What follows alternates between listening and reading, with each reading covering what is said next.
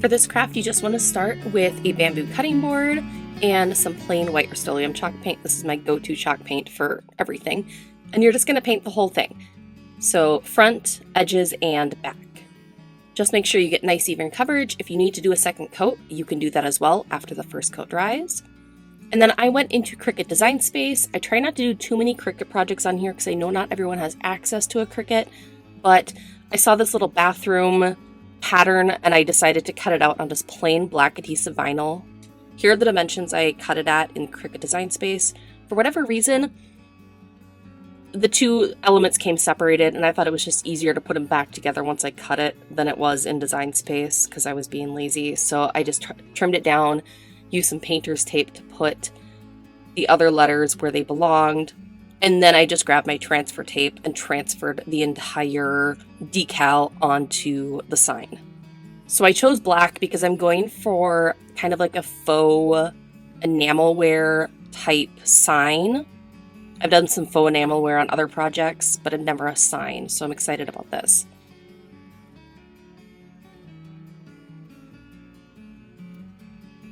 But then once I got the decal transferred over, I just measured about 2 inches from each side of the cutting board edge there with a pen.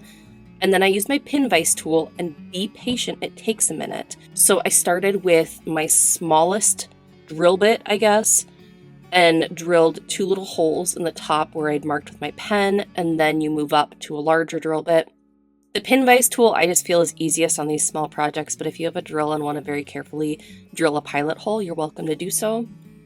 And then I just grabbed 2 eye hooks. Now, I should have used black eye hooks, but I only have a packet of like a bajillion silver eye hooks. So to quote my latest favorite Instagram, like food Instagrammer, I think she's in Canada, she's like, we use what we have. So we use what we have. So I, instead of going out and buying something extra, I just used silver, screwed those little eye hooks into place, and then I just painted them black.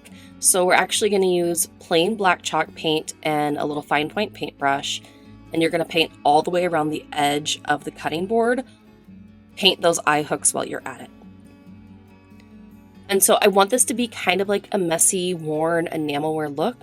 So I painted all the way around the edge, and then I let it kind of overlap along the front as well. So you'll see here as I go along, I kind of let my line get wavy and kind of follow the paint wherever it wants to go. There's no right or wrong way to do this.